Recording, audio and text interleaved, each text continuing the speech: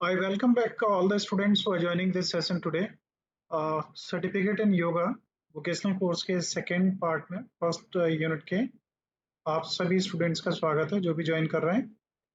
हम लोगों ने कल थोड़ा सा ही कवर अप किया था सिलेबस, कुछ अदर टॉपिक्स थे उन पे स्टक हो गए थे।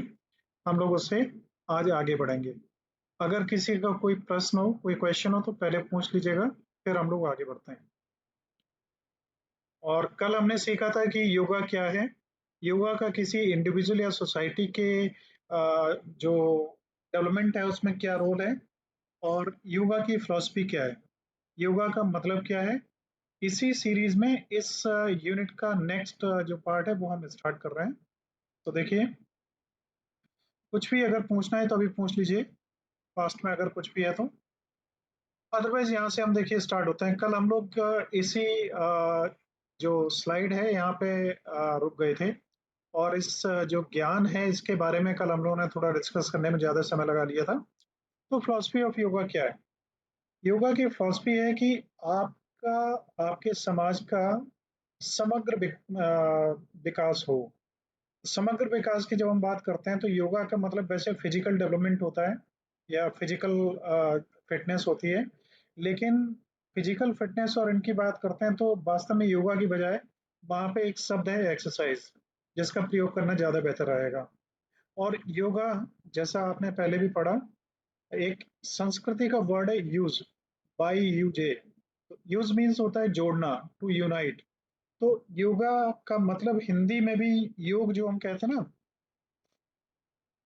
कि 2+2 का अगर हम योग करें तो क्या होगा, तो 4 होगा। तो यहाँ पे इसका अर्थ क्या है, जोड़ना।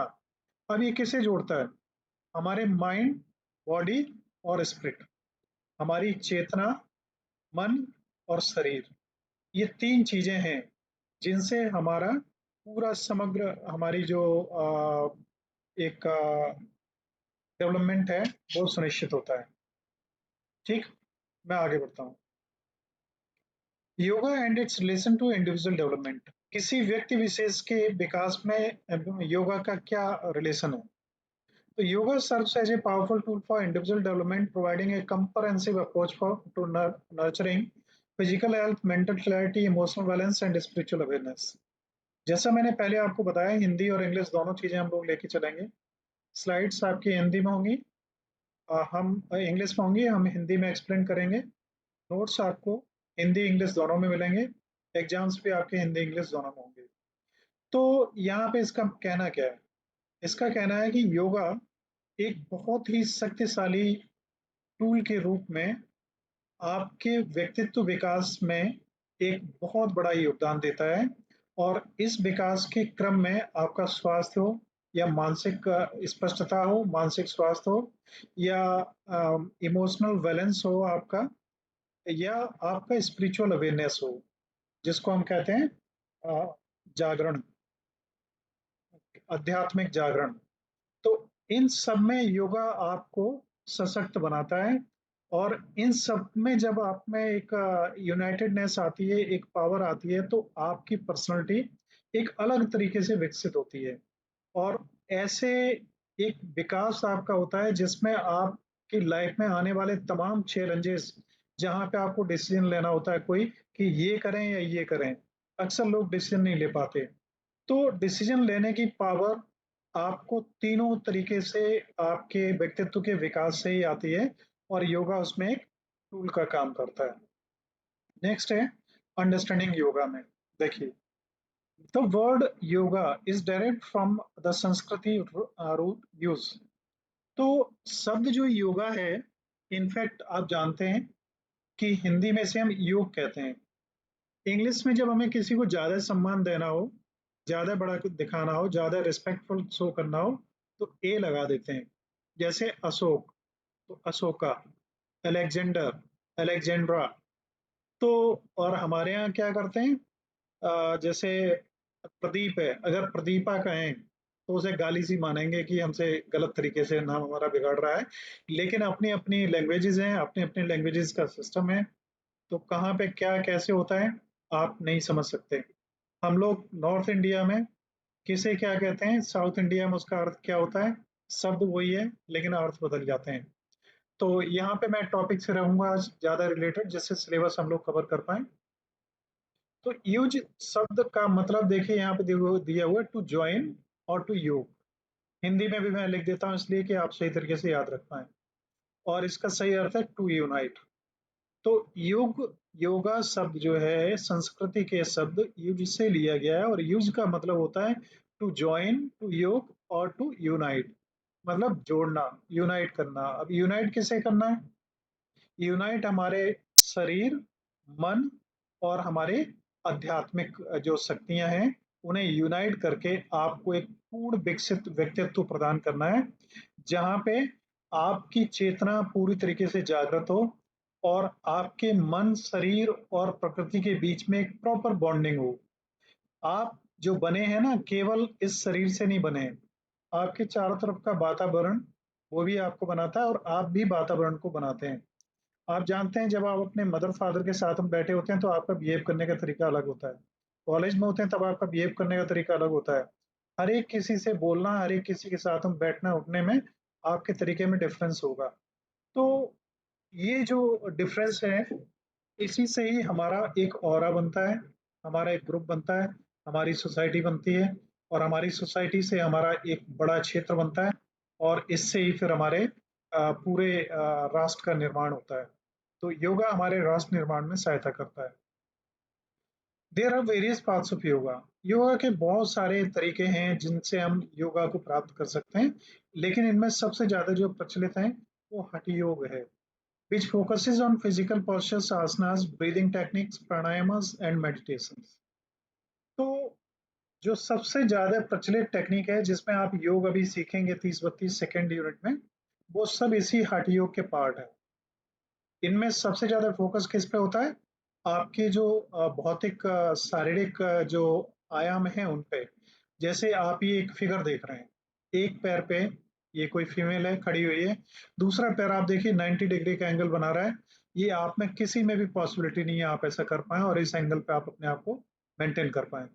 शरीर अगर आपका इतना नियंत्रण में आ जाएगा तो मन अपने आप नियंत्रण में आने लगेगा, क्योंकि मन में जो कुछ होता है वही आपके शरीर पर परिलक्षित होता है। अगर मन में आपके कहीं बैठे हुए चोरी के विचार आ रहे हैं तो आपका ब्लड प्रेशर चेंज हो जाएगा, आपका रेटिना जो है वो ज्यादा फ्लैट हो जाएगा, और आपकी आंखों का मूवमेंट तेज हो जाएगा।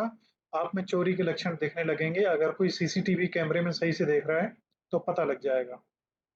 तो क्या होता है, योग से हम अपने तन, मन और भौतिक आध्यात्मिक जो भी शक्तियां हैं उन्हें विकसित करते हैं।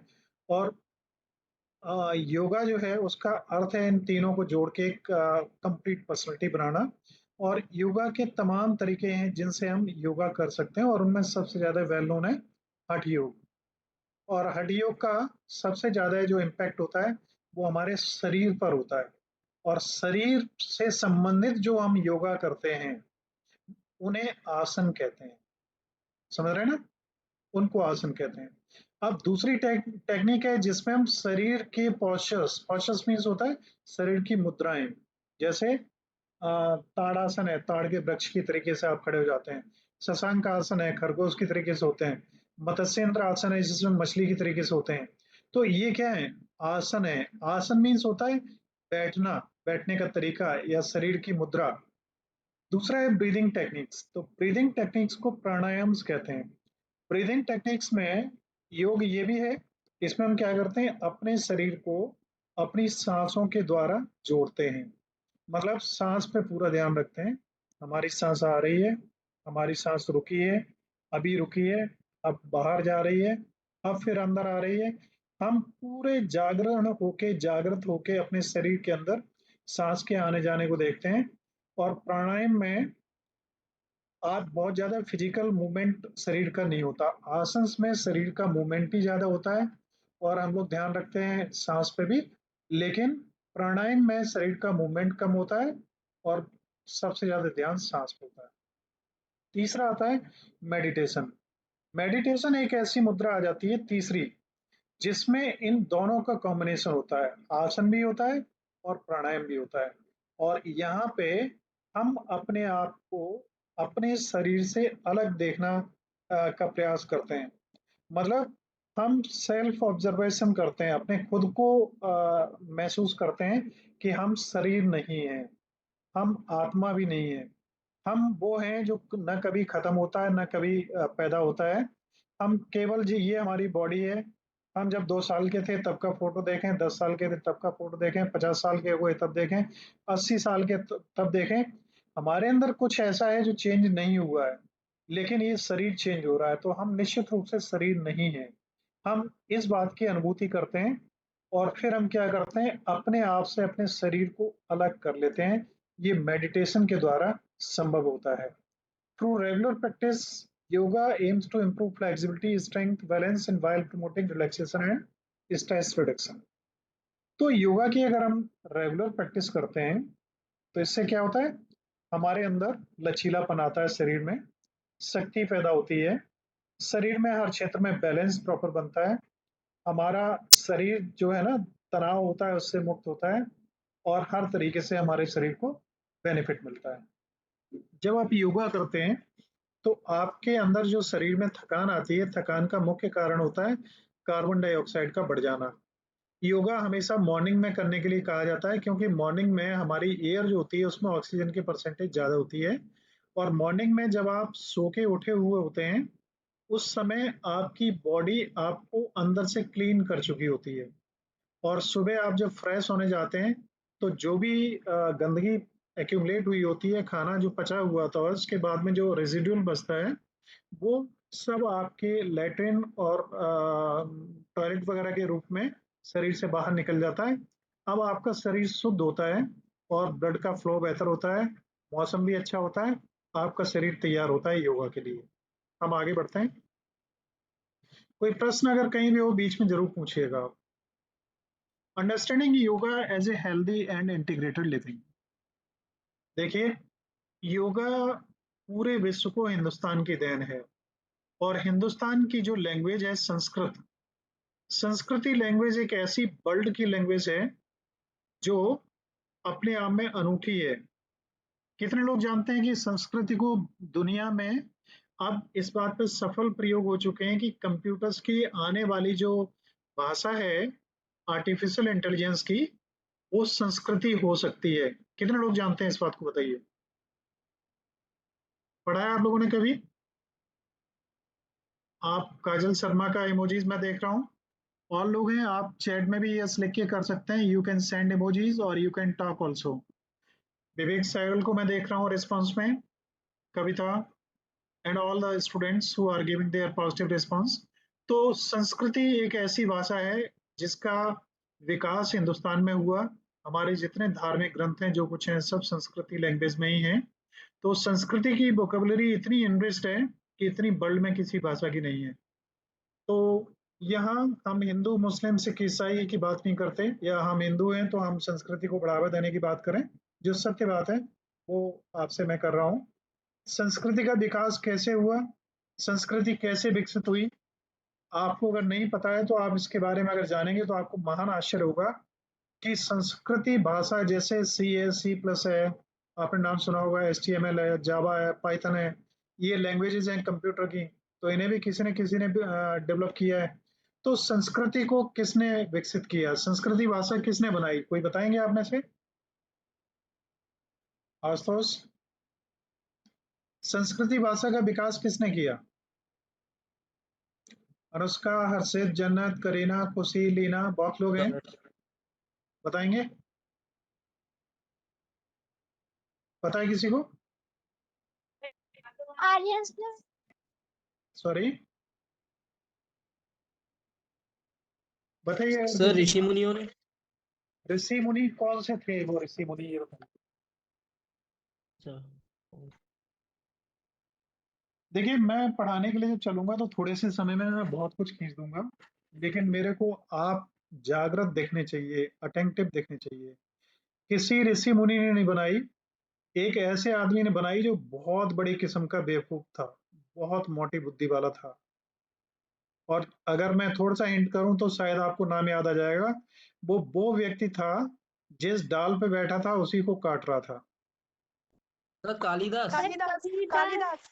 बिल्कुल बिल्कुल कालिदास। बिल्कुल सही है, अब आप लोग बिल्कुल सही जगह पे आ गए। कालिदास ने संस्कृति का विकास किया। अब कालिदास से संस्कृति कैसे विकसित हुई, ये मालूम है? नो बताइए। सर। नहीं ना? तो आप में से कोई ऐसा है जिसकी इच्छा ऐसी हो, वो ये नहीं जानना चाहता हो कि संस्कृति जो जो जिस पेड़ पे डाली पे बैठा था उसी को ही काट रहा था? इतनी मोटी बुद्धि का आदमी दुनिया की पहली भाषा को बनाएगा, ऐसा कैसे संभव हुआ? क्या ये जानने की इच्छा है? Yes sir. Yes sir. चलिए, तो एक छोटी सी स्टोरी के रूप में मैं आपको बताता हूँ। कालिदास को महाकवि भी कहा जाता है ना, महाकवि कालिदास। उनके कई जो चीजें हैं उनका नाम आपने सुना होगा। एक अभिज्ञान शाकुंतलम है उनका, एक ड्रामा है ना? मेघदूतम भी है। एक दूतम है, तमाम है उनकी रचनाएं हैं। तो महाकवि कालिदास इतने बड़े बुद्धू थे, इतनी मोटी बुद्धि के आदमी थे कि जिस डाली पे बैठे थे उसी को काट रहे थे। मैं टॉपिक से फिर हट रहा हूँ थोड़ा सा, लेकिन 2 मिनट का टाइम लूंगा केवल। क्या हुआ कि एक समय था जिस समय कालिदास थे, उस समय अ, एक लेडी थी जिसका नाम था विद्योत्मा। नाम सुना है कितने लोगों ने? Yes sir. तो विद्योत्मा के जो फादर थे, उन्होंने ये देखा कि उनकी लड़की बहुत ही ज्यादा अक्लमंद है और एवरेज लोगों से बहुत आगे है।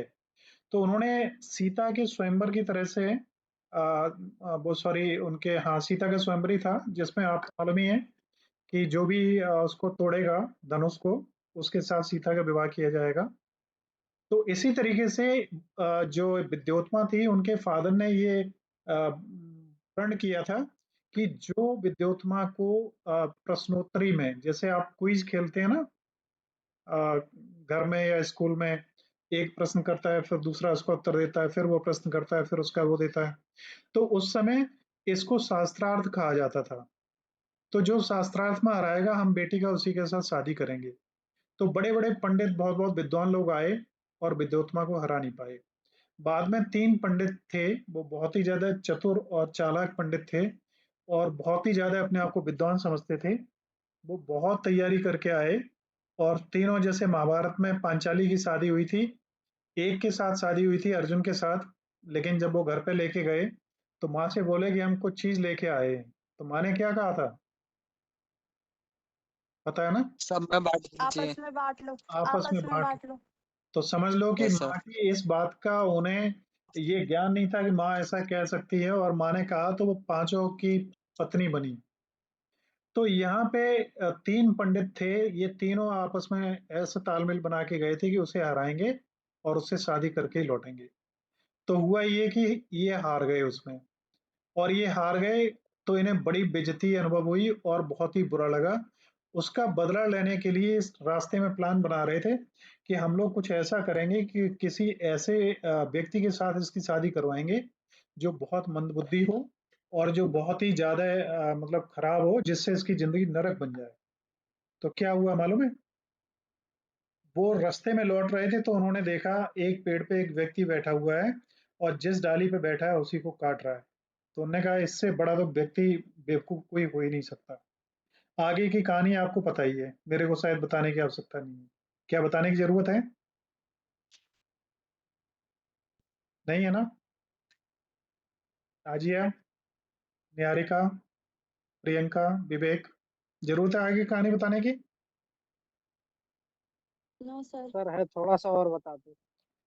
देखिए, अभी बीच की कहानी केवल आपको पता है, लास्ट की कहानी नहीं पता है। अब आपको ये मालूम है कि जब कालिदास वहां पे गए तो उसने एक उंगली करी और कालिदास ने 2 उंगलियां करी। यही तो पता है ना आपको? Yes sir. और उन पंडितों ने एक्सप्लेन किया कि आपका कहना है भगवान एक है और इनका कहना है भगवान दो है। यही है ना? या इससे आगे भी कुछ पता है? स्क्रीन शेयर हो रही है ना?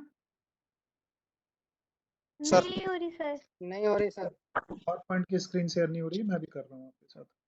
तो क्या हुआ कि उन्होंने, मैं शॉर्ट में लेके चल रहा हूँ, उन्होंने उसको हरा दिया। किसको? आ, विद्योत्मा को। और विद्योत्मा ने, विद्योत्मा को। हाँ, विद्योत्मा ने अपनी वो स्वीकार करी हार। और उसके बाद फिर क्या हुआ कि विद्योत्मा की शादी हो गई और कालिदास अपने कुटिया में लेके आए। और कालिदास, अब इसके आगे की कहानी आपको नहीं पता होगी, किसी को पता है तो बताओ। पता है किसी को? नहीं, चलिए मैं बताता हूँ। नो तो नो क्या सर। हुआ कि एक दिन ऐसा ही था, अचानक वो विद्योत्मा काम कर रही थी बाहर, और कालिदास अपनी कुटिया सर में बैठे हुए थे। हाँ जी, बोलिए, कुछ बोलना चाह रहे हैं बीच में आप? तो क्या हुआ कि कुटिया के बाहर से कुछ ऊंट गुजर रहे थे। तो ऊंटों को देख के, जैसे बच्चे होते हैं ना, छोटे बच्चे होते हैं, बंदर को देख लें तो एकदम चिल्लाने लगते हैं, बंदर बंदर बंदर। वैसे ही उन्होंने ऊंटों को देखा और वो चिल्लाने लगे, उष्ट उष्ट उष्ट। तो ऊंट ऊंट ऊंट भी नहीं कह पा रहे थे। तो इससे क्या हुआ, वो हकले भी थे। अब विद्यार्थियों को पता लगा कि अरे ये आदमी तो बोल लेता है। इससे पहले उन्होंने, पंडितों ने परिचय ये करवाया था कि ये जन्म से मूक बधिर हैं, ये बोल नहीं पाते हैं और ये इशारों में ही बात करते हैं। उन्होंने, अरे ये तो बोल लेते हैं। फिर उनसे जब उसने बात करी तो उन्होंने देखा कि ये तो बड़ा हकला है और इसका मानसिक स्थिति बड़ी कमजोर है, और ये बहुत ही ज्यादा वैसा व्यक्ति है, बहुत लो आईक्यू का। तो क्या हुआ कि विद्योत्मा ने उनकी बहुत बेइज्जती करी, और उसके बाद में ऐसी इंसल्ट करी कि वो कालिदास को बहुत ज्यादा हृदय से, मन से टच हो गई, और विद्योत्मा उन्हें छोड़ के चली गई। विद्योत्मा से इस चीज का बदला लेने के लिए महाकवि कालिदास ने उष्ट शब्द को उष्ट साबित करने के लिए संस्कृति की रचना कर दी। संस्कृति में उष्ट ही कहते हैं ऊंट को। तो एक इतना मतलब मंद बुद्धि वाला व्यक्ति इतना विशाल ज्ञान वाला, ज्ञानवान व्यक्ति बन सकता है, ये हमारे हिंदुस्तान में बहुत प्रसंगों में आया है। मैंने भी कल कहा था आपसे कि आप अपने आप को कतई अंडर एस्टिमेट करके न चलें। आप अभी कमजोर हैं, प्रण अगर कर लेंगे तो आप बहुत आगे बढ़ जाएंगे। तो ये कहानी थी उसके पीछे, वहां से संस्कृति का विकास हुआ। अब हमारे जितने धर्म ग्रंथ और जितने सर चीजें हैं वो सब संस्कृति में ही है। यस, आवाजें जो आ रही हैं, अगर कुछ पूछना है तो माइक्रोफोन ऑफ ऑन रखिए, अदरवाइज ऑफ कर लीजिए प्लीज। मैं आगे बढ़ूं? Yes sir. ओके। तो देखिए, यहाँ पे एक श्लोक है शरीर, इसका योगा में संस्कृति का। शरीरोपचय कांतिर्गात्राणम सुव्युक्तता दीप्त्याग्नि वत्समालस्यम स्त्रीत्वम लागम मृजा। अब संस्कृति पढ़ानी ही बंद कर दी गई है। मैं जब पढ़ता था 7वीं क्लास में, तो संस्कृति एक अनिवार्य सब्जेक्ट हुआ करती थी। और संस्कृति इतनी अच्छी भाषा है कि ये वास्तव में एक इतनी ज्यादा अच्छी है कि एक प्रेरणा इसमें बहुत भरी हुई है, प्रेरणादायक श्लोक इसके बहुत है। तो इस संस्कृति के मीनिंग को आप नहीं समझ सकते। हिंदी में आप देखिए, नीचे लिखा है, व्यायाम से शरीर बढ़ता है, शरीर की कांति व सुंदरता बढ़ती है। कांति क्या होती है, कोई बताएगा? शायद ये शब्द भी आप नहीं बता पाएंगे। कांति शब्द का मतलब होता है चमक।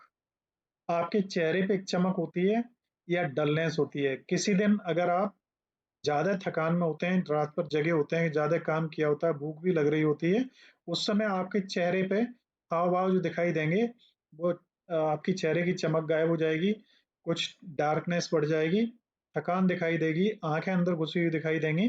वहीं पे किसी दिन आप अच्छी तरीके से खाना पीना खा के, दोपहर को आपको नींद भी आ गई, आप अच्छी तरह सो लिए, मन भी आपका उदास नहीं है, तो आपके चेहरे पे एक अलग चमक दिखाई देगी, उसको कांति कहते हैं।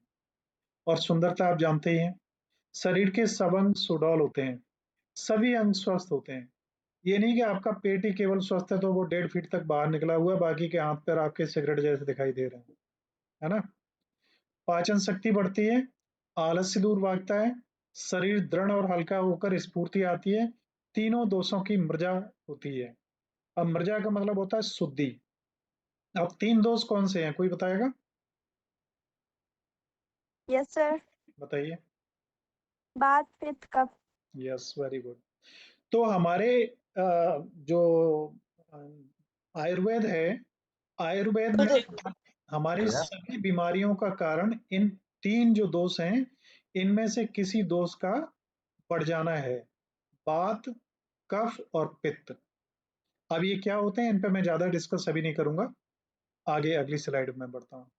देखिए, understanding yoga more than just fitness. अब योगा को केवल शारीरिक स्वास्थ्य के रूप में ही देखा जाए, अगर ऐसा देखा जाता है तो ये गलत है।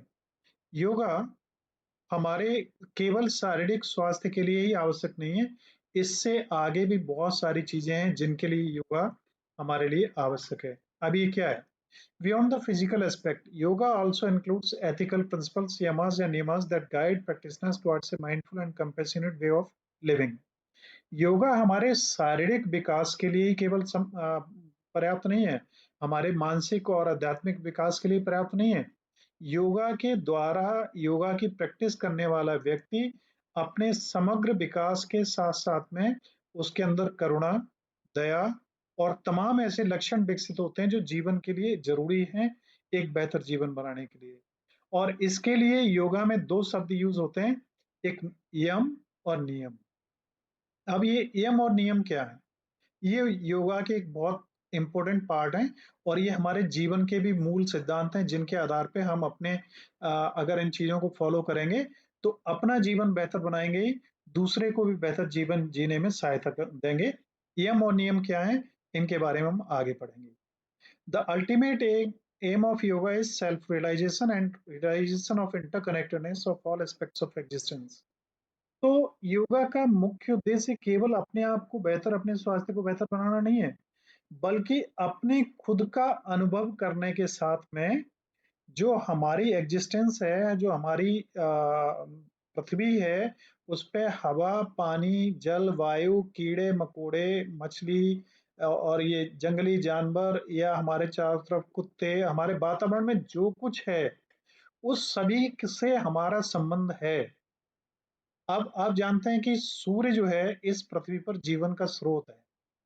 अब सूर्य से पौधे एनर्जी बनाते हैं, उसको जानवर खाते हैं, हम पौधों को खाते हैं, जानवरों को खाते हैं, तो हम भी इसका एक पार्ट है, हम CO2 निकालते हैं, वो पौधे लेते हैं। तो हमारा रिलेशन हर चीज से है। हम ये महसूस करें कि हमारा रिलेशन केवल हमसे है तो हमारे अंदर दोष पैदा होते हैं, और वो दोष कैसे पैदा होते हैं कि आपको लाइफ में जीने के लिए कितनी आवश्यकता है।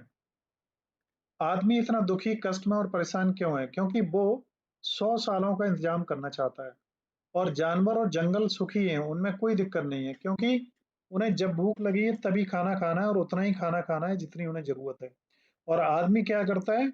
अभी आपने देखा होगा कल ही कि वो 20 करोड़ रुपए उसके पास में रखे हुए हैं और 300 करोड़ रुपए रखे हुए हैं। 300 करोड़ रुपए आप ये समझ के चलें कि शायद 4-6 जो जिले होंगे ना, वो कई 100 सालों तक वहां के लोगों का खाना पीने की व्यवस्था हो जाएगी। अब एक आदमी 350 करोड़ रुपए लेके कहाँ जाएगा, क्या करेगा?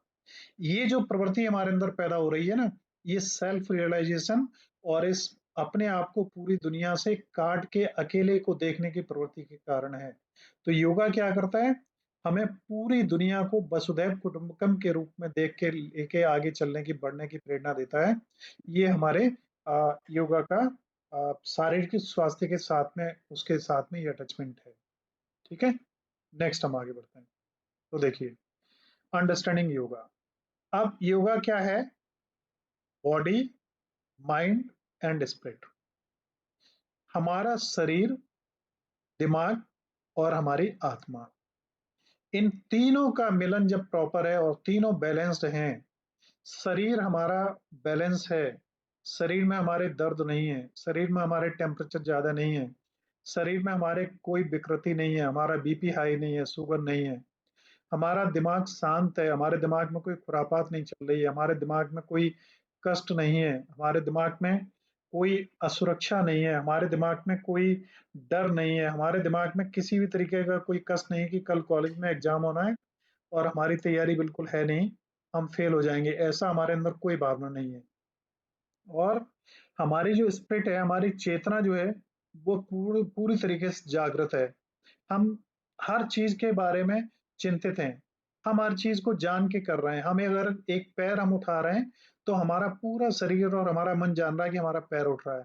हम पैर रख रहे हैं तो पूरा शरीर और मन ये जाने हम पैर रख रहे हैं, तब तो आप चेतना में हैं। अदरवाइज आप बैठे हैं अपनी क्लासरूम में, इस समय भी आप मेरे को सुन रहे हैं, लेकिन आपके दिमाग में ख्याल कहीं और आ रहे हैं। आप बैठे हुए हैं, अगर बेड पे बैठे हैं या चारपाई पे बैठे हैं या चेयर पे बैठे हैं, आपका पैर इस समय हिल रहा है, तो आप ये मान लें कि आपकी चेतना जो है वो प्रॉपर नहीं है। शरीर चाहे वहां पे है, मन आपका मेरी तरफ से है, लेकिन आपकी चेतना कहीं और है। तो योगा को अगर आप समझेंगे तो योगा को आपको इस तरीके से समझना पड़ेगा कि मन, तन और ये चिंतन, इन तीनों में प्रॉपर तालमेल हो, जिससे हम पूरी तरीके से स्वस्थ हो पाए, जिसके लिए हम एक शब्द यूज करते हैं, हॉलिस्टिक वेलनेस, समग्र विकास, संपूर्ण विकास। तो शरीर का हमारा संपूर्ण विकास कब संभव है? जब ये तीनों चीजें हमारी बेहतर हों। अब योगा के कई तरीके हैं जो पहले भी बताया जा चुका है, जिनमें से हठ योगा है, और जिनमें हम आसन, प्राणायाम और मेडिटेशन, ये तीन चीजें मुख्य हैं। और आपकी पढ़ाई में केवल आसन और प्राणायाम हैं, दो चीजें हैं, और ये मेडिटेशन इसमें नहीं है। अगर आप मेडिटेशन करना चाहेंगे तो मैं आपको मेडिटेशन सिखा सकता हूँ, बता सकता हूँ, और आपकी लाइफ में बहुत सुंदर अनुभव होंगे। मैं अपने आप को अनफॉर्चुनेट महसूस करता हूँ कि मेरी एज 50+ है। अगर आपकी एज में ये चीजें मेरे को मिल गई होती तो मैं शायद और कुछ ज्यादा बेहतर कर पाया होता। मेरे को बहुत सारी वो चीजें नहीं मिली जो आपको मिल रही हैं। आपके हाथ में वो चिराग है अल्लादीन का, जो हम लोग पढ़ा करते थे किताबों में और कहानियों में। अब आप एक उंगली घुमाओ, जो भी इंफॉर्मेशन चाहिए वो आपको मिलेगी। और हमारे टाइम में क्या होता था, एक किताब है बस, उसके अलावा कोई किताबें भी अवेलेबल नहीं है, उसी से पढ़ना है और उसी में ही सब कुछ है। टीचर हैं वो भी लिमिटेड नॉलेज तक हैं, उससे आगे के नहीं है। तो हम बड़े अभाव की जिंदगी से जी के आए हैं। जो लोग 50 के 45+40 रेंज में हैं, आप लोग बहुत ही ज्यादा ब्लेस्ड पर्सन हैं जिनके पास में सब कुछ है। तो आप अपनी एनर्जी को पॉजिटिवली आगे लगाइए। आगे नेक्स्ट पॉइंट चलते हैं। तो देखिए, अब योगा की जब हम बात करते हैं तो योगा में beyond the physical aspects, yoga includes ethical principles, yamas and niyamas. अब यहाँ यम और नियम, ये दो चीजें आती हैं। ये चीजें क्या करती हैं कि the ultimate of yoga is self realisation and the realisation of the interconnectedness of aspects of existence. हमारे इस ब्रह्मांड में जो कुछ भी है, उसके सभी चीजों को स्वीकार करते हुए, उनकी यथार्थता को समझते हुए अपने जीवन को विकसित करना ही योगा का उद्देश्य है। देखिए, मच्छर हैं, आपको मालूम है, मच्छर हमें बहुत परेशान करते हैं, और हम मच्छरों को मारने के लिए सारे प्रयास करते हैं, और रात को हमें वो लिक्विड वगैरह लगा के सोना होता है। मच्छर भी अपने आप में उतनी ही अहमियत रखता है जितना हम लोग रखते हैं। हमारी नजर में हमें लगता है कि एक आदमी मरा तो बहुत बड़ी घटना हुई, और 10-20 मच्छर हमने मार लिए तो बहुत अच्छा रहा। मच्छर में भी उतने ही प्राण है जितने एक आदमी में है। अगर इस बात की स्वीकृति आपके अंदर आने लगेगी तो आप एक मच्छर को भी उतना ही सम्मान देने लगेंगे जितना एक आदमी को देते हैं। उतना ही सम्मान आप एक जानवर को भी देने लगेंगे, उतना ही सम्मान एक कुत्ते को भी देने लगेंगे। उतनी ही प्राण जीवता जीवन की इंपोर्टेंस आपके अंदर आने लगेगी। आपको पता है कि जो वो थे महात्मा बुद्ध, जब चला करते थे तो ये देख के चलते थे कि कहीं कोई चींटी उनके पैर के नीचे ना आ जाए, क्योंकि चींटी में भी उतने ही प्राण हैं जितने उनके अंदर हैं। आपने सुना है इसके बारे में, पढ़ा है कभी? बताइए, यस आपने सर। पढ़ा है ना? Yes sir. यस तो सर। तो महात्मा बुद्ध के फॉलोअर जो हैं, यस जो सर। जो लोग चलते हैं, वो ये देख के चलते हैं चींटी कहीं नीचे ना आ जाए, चलते हैं ना? जैन लोगों में आप देखते होंगे वो रात को खाना नहीं खाते। क्यों नहीं खाते हैं, पता है ना? मालूम है? देखो, प्रकृति का नियम है कि कई सारी चीजें हैं वो रात में ही होती हैं। बहुत सारे बैक्टीरिया, वायरस और जीवाणु वगैरह जो हैं वो रात में ही एक्टिवेट होते हैं। रात में ही आपने देखा होगा कीड़े मकोड़े निकलते हैं, मच्छर भी रात के समय ही निकलते हैं। तो जैन मुनियों का ये मानना है कि रात को जैसे ही सूर्य अस्त होता है, वैसे ही वो प्राणी जो सूर्य से जुड़े हुए हैं, वो उनकी चेतना जागृत होती है, जो रात्रिचर होते हैं, है ना? तो वो सूक्ष्म प्राणी बहुत ज्यादा हैं। जैसे आप देखो दही खाते हो तो दही में बैक्टीरिया होते हैं, है ना? तो नियमानुसार उनमें भी प्राण है। और एक चम्मच में कितने करोड़ बैक्टीरिया आप खाए ले रहे हो, उनमें भी प्राण है। तो इतना ज्यादा अहिंसा की जब बात करी जाती है, तो वहां पे जैन मुनि लोग शाम को भोजन इसलिए नहीं करते कि उनके पानी में भी वो जीव राशि आ जाएगी, जिसे वो पिएंगे और उससे जीवन नष्ट होगा। अब इसी बात को अगर आप माने और आप कहें कि भाई आप भी उनको उनके बहुत बड़े फॉलोअर हैं, तो फॉलोअर में और ओरिजिनल में बहुत बड़ा अंतर होता है। ठीक, इस चीज के अंतर के लिए मैं एक एग्जांपल आपको देना चाह रहा हूँ, क्या आप लोग सुनना चाहेंगे? Yes sir. चलिए मैं यस बताता हूँ। सर।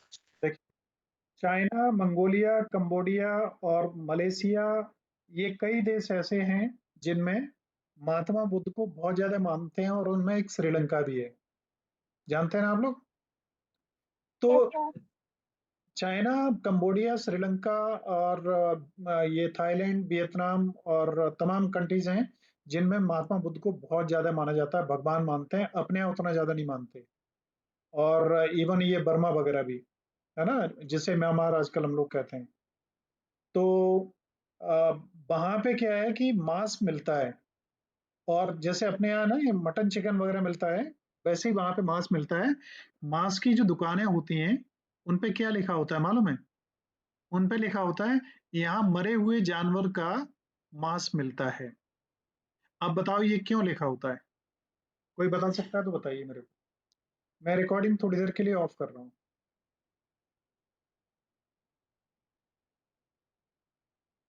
कि मैंने अभी आपको बताया था कि लोग जो हमारे इधर हैं, जो फॉलोअर हैं, वो लोग क्या है कि चाइना हुआ, कंबोडिया हुआ, मंगोलिया हुआ, या और कंट्रीज, श्रीलंका वगैरह, वो मांस खाते हैं। देखें, वहाँ जो मांस की दुकानें होती हैं, लिखा होता है कि यहाँ मरे हुए जानवर का मांस मिलता है। अब ये ऐसा क्यों होता है? सब लोग जानते हैं कि वास्तव में मरे हुए जानवर का मांस तो आदमी कम से कम नहीं खाएगा, जानवर ही खा सकते हैं।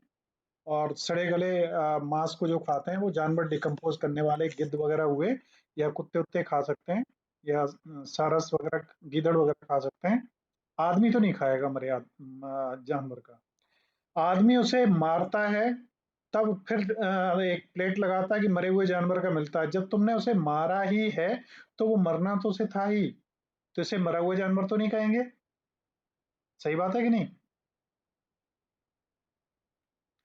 थोड़ा सा रेस्पॉन्सिव रहिए आप लोग भाई। सर। हमारी कहानी, यस दादी की सर। कहानी साबित ना हो जाए कि आप सो जाएं हमारी कहानी सुन के। और आपको योगा सीखना है, शांत रहना है, लेकिन जागृत अवस्था में रहना है। यही योगा है। आप हर चीज देख रहे हैं, आपकी आंखें बंद हैं, घंटों से आप बैठे हुए हैं स्थिर बिल्कुल। सामने वाला देख रहा है कि यार ये तो हमें लग रहा है सो गया, लेकिन आप कतई सोए नहीं है, आप पहले से भी ज्यादा चैतन्य हैं। तो इसके पीछे कहानी एक ये है कि एक बार महात्मा बुद्ध भीख मांगने जा रहे थे। और महात्मा बुद्ध की लाइफ का एक बड़ा अजीब एक्सपेरिमेंट्स वो करा करते थे कि आज उन्होंने सुबह विचार कर लिया कि हम उस घर से भिक्षा लेंगे जिस घर में उस घर के सामने गाय बंधी हुई हो। तो वो ऐसे किसी भी घर से भिक्षा ही नहीं लेते थे जहां पे गाय न बंधी हो। अब गाय बंधी हुई घर अगर मिल गया तो उन्होंने वहां से भीख ले ली, और नहीं मिला तो खाली पेट सो गए। या किसी दिन ये किया कि किसी घर के सामने ऐसे कोई कुत्ता हो, और वो वहां पे खड़ा हुआ हो, सो न रहा हो, वहां से भीख भीख भीख लेंगे। और कई बार कई घरों से भीख मांगते थे तो लोग भीख देते भी नहीं थे, और उनका बड़ा तिरस्कार करते थे, बड़ा अपमान भी करते थे। और कई लोग बड़े श्रद्धा से भी भीख देते थे। आप जानते हैं भिखारियों के साथ हम लोग क्या करते हैं। तो महात्मा बुद्ध भीख मांगने जा रहे थे, कटोरा उनके हाथ में था और अचानक उनके हाथ में एक कटोरे में मांस का टुकड़ा गिरा और जैसे ही उन्होंने ऊपर देखा, चील थी एक जो पंजे में फंसाए हुए मांस ले जा रही थी। अब आपको मालूम है चील का सबसे प्रिय भोजन क्या है? मांस ही है ना। तो अब वो महात्मा बुद्ध ने जब देखा, उसको अपने कटोरे की तरफ देखा, बार बार आसमान की तरफ देख रहे, चील तोड़ के निकल गई। और ये घटना इतनी गंभीर हो गई कि उनके शिष्यों में दो तीन चार शिष्यों के नाम कोई बता पाएगा? बता सकते हैं हम में से कोई? चलिए कोई बात नहीं, उसे हम छोड़ते हैं। तो शिष्य उनकी तरफ देख रहे और महात्मा बुद्ध उस मांस की तरफ देख रहे और आसमान की तरफ देख रहे। बार बार ये क्रम उनका चल रहा और उनकी आंखों से आंसू बह रहे हैं। अब ये तो बड़ी विचित्र घटना हुई जा रही है कि उनकी आंखों से आंसू बह रहे हैं, एक कदम आगे नहीं बढ़ा पा रहे हैं और बड़ी विचित्र स्थिति में आ गए। और फिर एक ऐसी स्थिति में आ गए कि उन्होंने अपनी आंखें बंद कर ली, ऊपर नीचे देखना बंद कर दिया। और ऐसा कई मिनटों तक रहा, कई लंबे समय तक रहा। उसके बाद उन्होंने आंखें खोली और जैसे हम लोग सिर झुका के किसी को सलाम करते हैं ना, प्रणाम करते हैं, ऐसे किया और उस मांस को उठाया और मुंह में रखा और उसको खा लिया। क्या हुआ, जितने शिष्य थे वो सब इतने आश्चर्यचकित हुए कि महात्मा बुद्ध जो कभी ताजी रोटी भी नहीं खाते हैं, सड़ी गली रोटी खाते हैं, सूखी सुखाई रोटियां खाते हैं, एक सन्यासी हैं, वो एक मांस के टुकड़े को कैसे खा सकते हैं? तो वो जो शिष्य थे वो विद्रोही हो गए, उन्होंने कहा ये महात्मा बुद्ध तो भ्रष्ट हो गया। तो क्या हुआ कि तमाम सारे जो शिष्य थे उनमें आपस में असंतोष पैदा हुआ और कई शिष्य महात्मा बुद्ध को छोड़ गए। बहुत सारे शिष्य ऐसे थे जो प्रश्न पूछने की हिम्मत नहीं रखते थे महात्मा बुद्ध से कि वो कोई प्रश्न पूछें, लेकिन वो इसे झेल नहीं सकते थे तो उनका साथ छोड़ गए। काफी समय गुजर गया, उसके बाद उनका सबसे प्रिय शिष्य जो था उसका नाम था आनंद। तो आनंद ने एक दिन मौका देखा कि महात्मा बुद्ध आज मूड कुछ बदला हुआ है, आज इनसे प्रश्न किया जा सकता है। तो बड़ी विनम्रता के साथ आनंद ने प्रश्न किया महात्मा बुद्ध से कि भंते, हमें कृपा करके बताएं, उस दिन आपने, yes Priyanka, want to say something?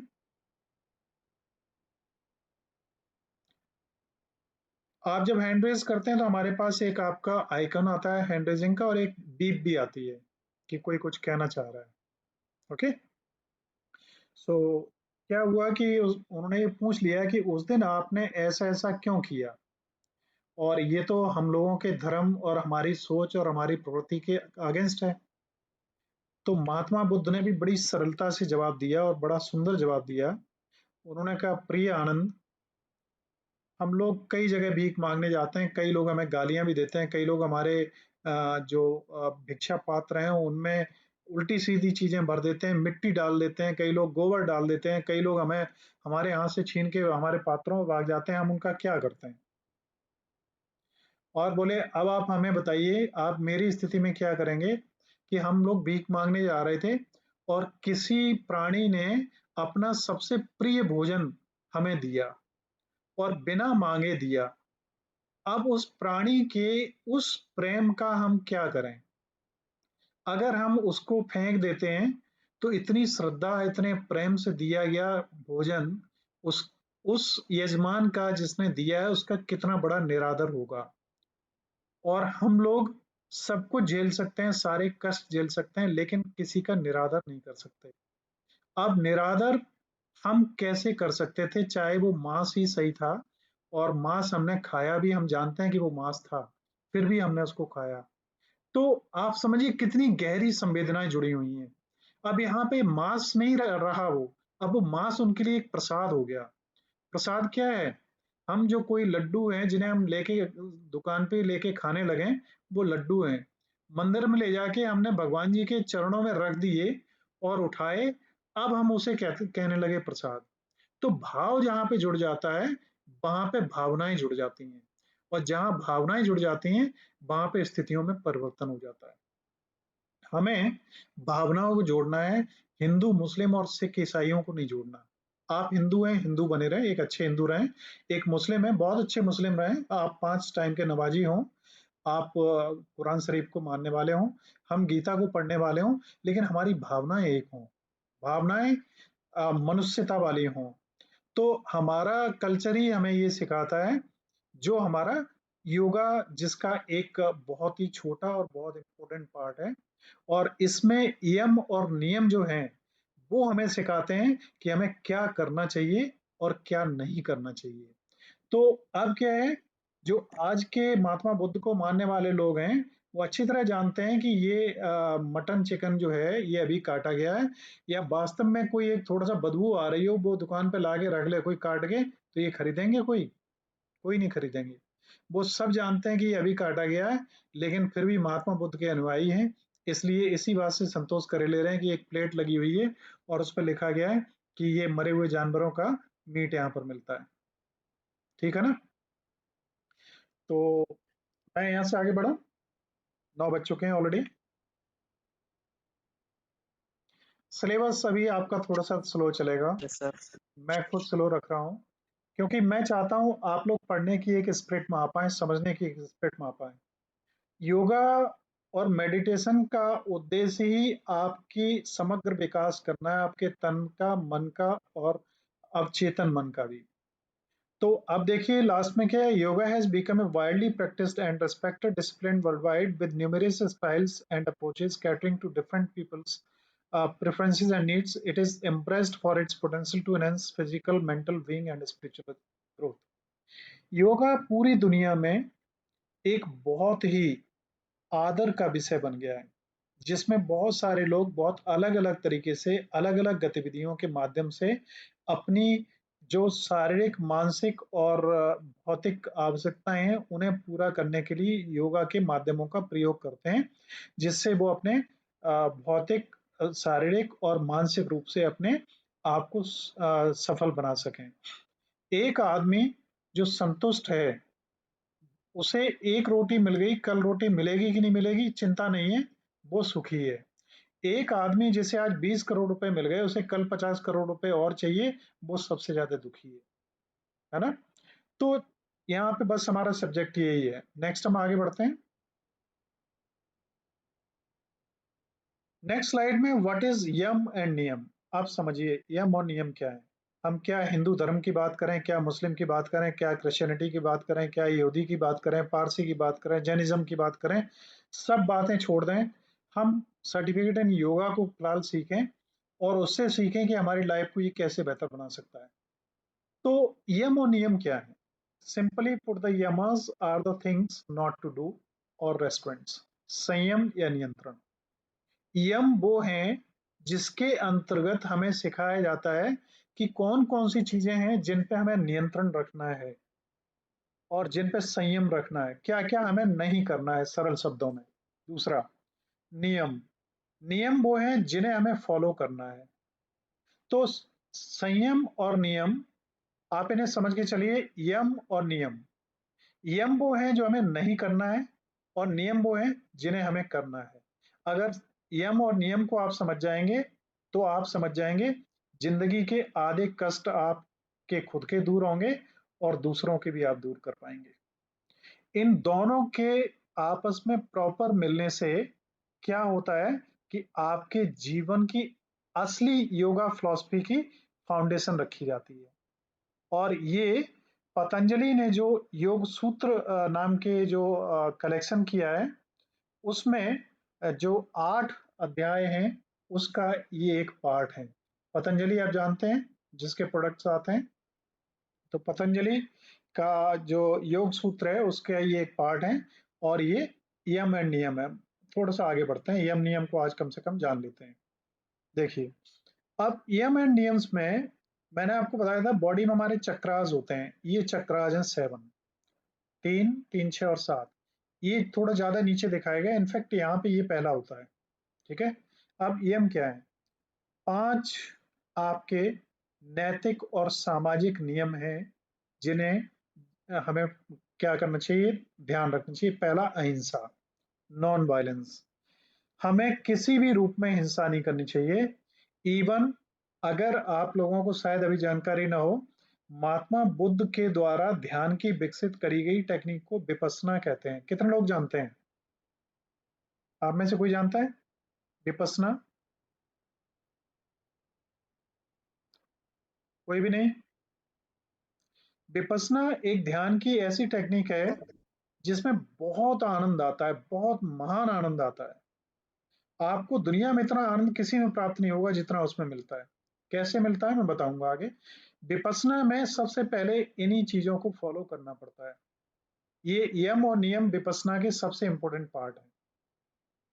इसमें पहला यम है, मतलब हमें नहीं करना है। क्या नहीं करना? अहिंसा। तो विपश्यना के लिए जब जाते हैं तो उनके आश्रम होते हैं, उन आश्रमों में एक रूम मिलता है एक आदमी को, और 10 दिन का मिनिमम प्रोग्राम होता है, और उसमें आपको 10 दिन तक मौन रहना होता है, एक शब्द नहीं बोलना होता है किसी से, किसी की आंख से आंख मिला के भी नहीं देखना होता है, केवल ध्यान में अकेले बैठना होता है और सामूहिक रूप से ध्यान में बैठना होता है। भोजन भी आपको मिलता है, फ्री होता है सब कुछ। उसमें सबसे पहले आपको अहिंसा का पाठ पढ़ाया जाता है और आपसे कहा जाता है कि देखो, आपके कमरे में अगर मच्छर भी हैं तो उन्हें भी आपको मारना नहीं है। अब मच्छर आपको काटे और आप मच्छर को न मारें, ऐसा कैसे संभव है भाई? आप कहेंगे शेर आ जाए तो हम ये कह दें कि शेर आ जाए, हमें शेर को भगाना नहीं है। लेकिन शेर और मच्छर में अंतर है। मच्छर आपको काट भी लेगा तो आप मरोगे नहीं, है ना? शेर तो आपको पूरा ही निपटा देगा, तो शेर से तो अपना बचाव करना ही जरूरी है। अब मच्छर को बिना मारे भी आप काम अपना चला सकते हो, तो वहां मच्छरदानी दी जाती है। मच्छरदानी लगाइए, आप अपने आप को सुरक्षित रखिए, लेकिन मच्छर को मारिए मत, क्योंकि उसमें भी हिंसा है। आप मच्छर को मारोगे, फिर मक्खी को मारोगे, फिर कीड़े को मारोगे, फिर केंचुए को मारोगे, फिर मेढक को मारोगे, फिर एक बकरे को मारोगे, फिर एक कुत्ते को मारोगे, फिर एक आदमी को भी मारोगे। आप फिर किसी को भी नहीं छोड़ोगे, हिंसा बढ़ती चली जाएगी, है ना? तो अहिंसक सबसे पहले होना है। 1 मिनट होल्ड करिएगा आप लोग। हाँ भैया, हेलो जी, बताइए। तो देखिए, सबसे पहला यम में पहला पॉइंट है नॉन वायलेंस, अहिंसा। आपको मालूम है कि दुनिया में 20th सेंचुरी का सबसे सक्सेसफुल पर्सनालिटी किसे माना गया? आपको नहीं पता होगा, मैं शॉर्ट में कवर करके चलता हूँ। महात्मा गांधी को। महात्मा गांधी को best personality of 20th century कहा गया, और उनका उद्देश्य केवल एक इस शब्द की वजह से, नॉन वायलेंस, अहिंसा। महात्मा गांधी का कहना था कि किसी भी हिंसा का जवाब हिंसा नहीं हो सकती। और इनका महात्मा बुद्ध जी का कहना था कि किसी भी बड़ी से बड़ी समस्या, बड़ी से बड़ी दुख, बड़े से बड़े कष्ट, बड़े से बड़ी लड़ाइयां, बड़े से बड़े वैमनस्यता, जैसे आजकल इसराइल और गाजा में चल रहा है, इनका एंड क्या है? लास्ट लास्ट एंड क्या है? तो महात्मा बुद्ध का कहना था, बहुत ही सुंदर वाक्य है, आप लोगों को भी उसका एहसास करना चाहिए, केवल सुनना नहीं चाहिए, एहसास करना चाहिए। उनका कहना था कि किसी भी समस्या का अंतिम समाधान सिर्फ और सिर्फ ये है, या तो माफ कर दो या माफी मांग लो, इसके अलावा कुछ नहीं है। आप मार दोगे, खत्म हो जाएगा। उसका बेटा फिर आपको मारेगा, फिर उसका बेटा उसको मारेगा, फिर इजराइल गाजा को मारेगा, फिर गाजा इजराइल को मारेगा, अमेरिका फिर गाजा पे करेगा, फिर रसिया इस पे करेगा, फिर रूस पे करेगा। जब मानवता ही खत्म हो जाएगी तब फिर कौन किसे क्या करेगा? तो या तो माफी मांग लो या माफ कर दो।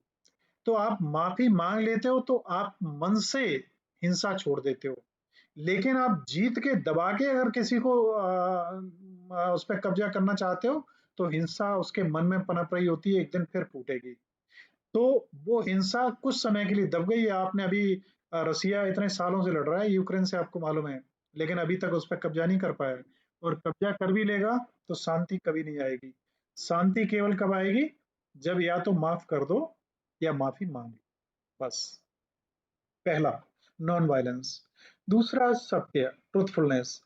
आपको झूठ नहीं बोलना चाहिए, लेकिन आज का समय खराब है। पूर्ण सत्य अगर आप बोलेंगे तो आप बहुत बड़े दुश्मन होंगे। इसलिए आजकल ये कहा जाता है कि अगर किसी के झूठ बोलने से किसी के अगर स्थिति में परिवर्तन आता है, लेकिन वो झूठ किसी का बड़ा नुकसान नहीं कर रहा है, तो आपको उस झूठ का भी सहारा लेना पड़े तो ले लीजिए। मीन्स एक शॉर्ट करना होना चाहिए। पूर्ण सत्यवादी अगर आप होंगे तो इस समाज में फिट नहीं हो पाएंगे। थर्ड है अस्तेय, चोरी। चोरी नहीं करनी चाहिए। ये मतलब 5 नियम हैं किसके? यम के। और चौथा क्या है? ब्रह्मचर्य, सेलिवेसी। अब ब्रह्मचर्य किसे कहते हैं? ब्रह्मचर्य का मतलब जैसे ही ब्रह्मचर्य बात आता है, सेलिवेसी बात आता है, आपके दिमाग में एक ही चीज आती है, दैट इज सेक्स, कि आपको सेक्स को अवॉइड करना चाहिए। ब्रह्मचर्य केवल सेक्स नहीं है। ब्रह्मचर्य अपने आप में नियमों को पूरी तरीके से फॉलो करना, नॉट ओनली सेक्सुअल रूल्स, बहुत सारी चीजें हैं जिन्हें फॉलो करना। अभी आगे इसके बारे में पढ़ाया जाएगा। तीसरा है अपरिग्रह, नॉन कन्वर्टिंग। आप किसी के साथ इतना ज्यादा अटैचमेंट ना बनाएं कि जिसकी वजह से आपको कष्ट हो। जैसे आपका कोई बहुत अल्टीमेट फ्रेंड हो, आपका कोई बॉयफ्रेंड हो, आपका कोई गर्लफ्रेंड हो, जिसमें आप बहुत ज्यादा विश्वास करते हो, बहुत ही ज्यादा उससे आपको लगाव हो गया और बहुत ही ज्यादा डिपेंडेंसी उसके ऊपर हो गई हो, और वो ही आपको धोखा दे दे, तो आप बहुत ही ज्यादा निराश, बहुत ज्यादा परेशान और बहुत ज्यादा डिजेक्टेड होंगे। ऐसी स्थिति में आपके लिए बहुत कष्टदायक स्थिति होगी। तो उससे बचने के लिए किसी से बहुत ज्यादा लगाव पैदा ना करें। एक पिता अगर अपने बच्चे को बहुत ज्यादा प्रेम करता है और वो बच्चा बाई चांस अगर सडन डेथ उसकी हो जाए, तो वो पागल भी हो जाता है। तो मरना तो सभी को एक दिन है ही। वो बच्चा आज नहीं मरता तो 50 साल के बाद मरता है, उसे मरना ही था, लेकिन वो मर गया 3 साल पे ही। तो अटैचमेंट अगर जितना कम होगा, उतना ही आपका मन व्यथित कम होगा। मैं मेरे को लगता है टाइम ज्यादा हो रहा है, आज हम लोग यहीं पे रखेंगे, मेरे को वहां फिर जाना पड़ेगा दोबारा अभी। तो आज हम लोग यहीं रखते हैं। और ये जो चीज मैं कह रहा हूँ आपको, इसको अगर आप लोग चाहें तो मैं एक छोटी सी कहानी के रूप में आपको लास्ट में कहूँ। स्पेशली मैं परमिशन चाहूंगा किन किन लोगों से। देखो, इसमें जो है अ, एक तो मिस्टर निर्मल, और इनके साथ में प्रिंस, और मेरे को जो दिख रहे हैं, और जितने भी गौरव और तमाम सारे बॉयज जो हैं स्पेशली उनसे, क्या परमिशन है मेरे को कहानी सुनाने के लिए? Yes sir. Sure? Yes sir. And girls yes. Also, क्योंकि इसमें आप दोनों लोगों के लिए सबक है जो मैं कहानी आपको सुनाने जा रहा हूँ। कहानी छोटी सी है। एक गर्लफ्रेंड और बॉयफ्रेंड, जो आजकल धंधा चल रहा है काफी ज्यादा जोरों पे चलता है। ये टाइम है, आपकी एज है उस पीरियड की जहाँ पे ये चीजें ज्यादा जोर मारती हैं। लेकिन ये ही टाइम आपको क्रिएशन का भी है। आप इसी समय में जो कुछ बनेंगे पूरी लाइफ बनेंगे। तो एक छोटा सा इंस्टेंस है। एक लड़का अपनी गर्लफ्रेंड के साथ में उसके घर पे गया। गर्लफ्रेंड ने क्या किया कि फर्स्ट टाइम आया, मैं कॉफी बना के लाती हूँ। वो कॉफी बनाने गई। तब तक क्या हुआ, लड़के के दिमाग में अचानक एक विचार आया कि मैं ये देखूं कि उस लड़की ने उसका मोबाइल नंबर किस नाम से स्टोर किया हुआ है। ड्यूड लिखा है, जानू लिखा है, जान लिखा है, या क्या लिखा है? आपको क्या उम्मीद होगी क्या लिखा होगा, हर्षित, गौरव? सर क्या ज्यादातर नाम डाल के ऐसे कर लेते हैं। आपका नाम डाल लिया होगा ना? Yes sir. गर्ल्स, आपको क्या लगता है कि आप क्या नाम लिखेंगे अपने बॉयफ्रेंड का लिखना चाहिए तो?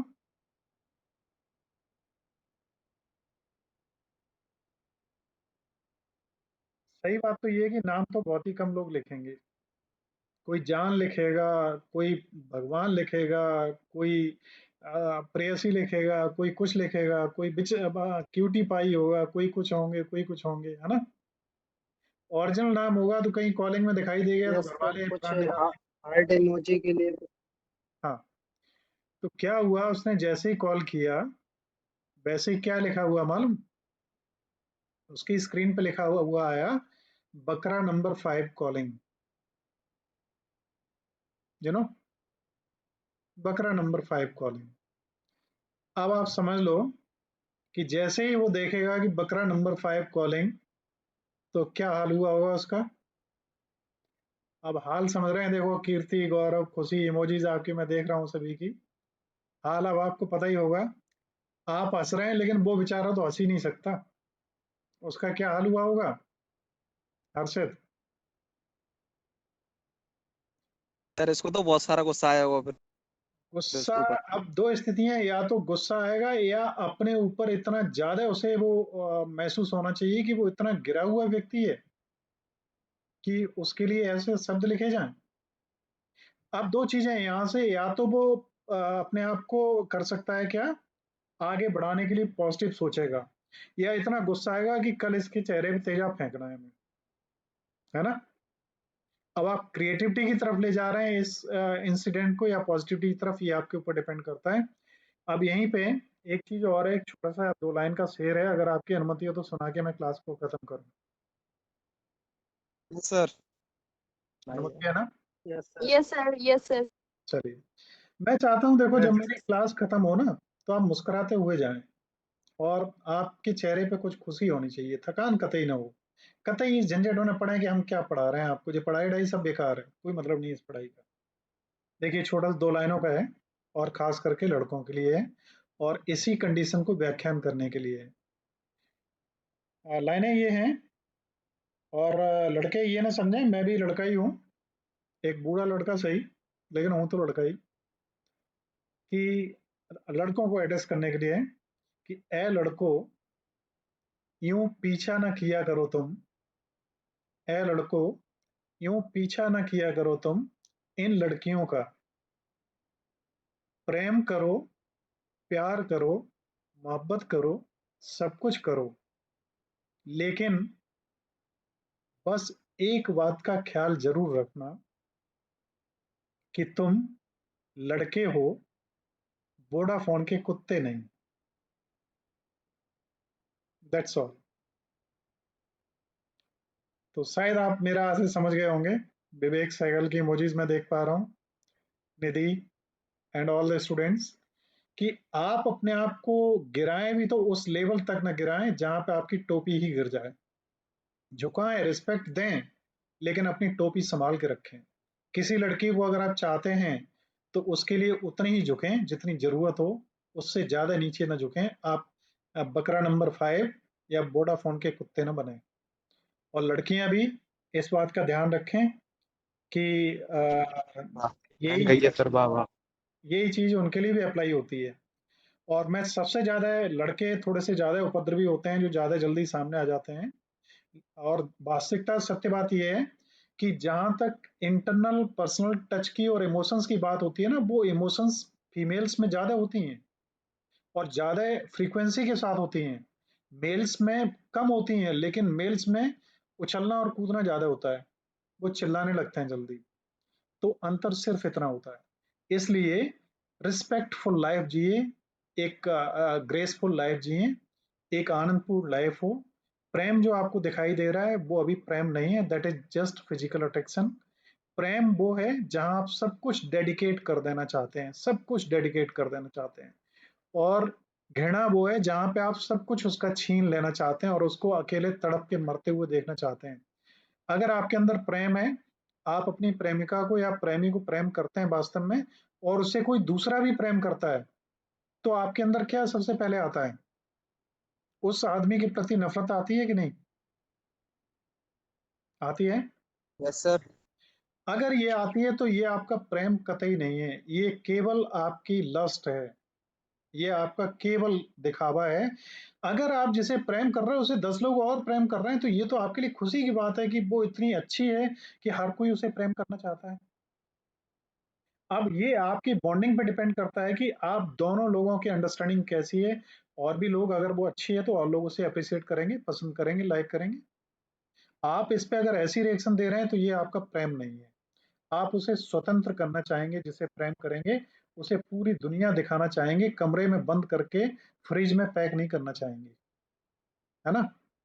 तो ये प्रेम नहीं है। तो इसलिए प्रेम गलत नहीं है, लेकिन प्रेम का एक्सप्रेशन भी सही होना चाहिए, सिस्टम भी सही होना चाहिए। आई thank you very much. to joining this class. Time is already over and I have taken too much time of yours. So I would like to say once again thank you all.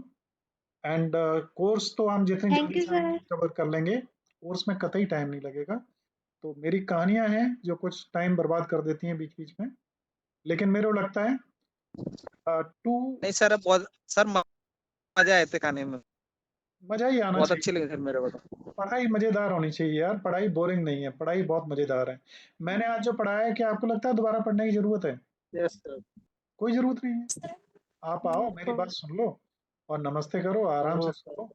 आपको कुछ movie देखनी है, कुछ TV में serial देखना है, देखिए आराम से, सो जाइए। कॉलेज में पढ़ाया जाए वो एक बार पढ़ लीजिए, कोई टेंशन लेने की जरूरत ही नहीं, लाइफ को एंजॉय करिए, है ना? So thank you all and I wish you good Thank night, you, sir. Thank you, sir. Goodbye, thank you sir. Thank you, sir. Good night sir. Good night. Good night, sir. Good night sir. Good night, sir. और maximum students को आप लोग convey करिए message की, वो लोग भी join करें क्लासेस को। Okay Okay, sir. Okay, sir. Okay.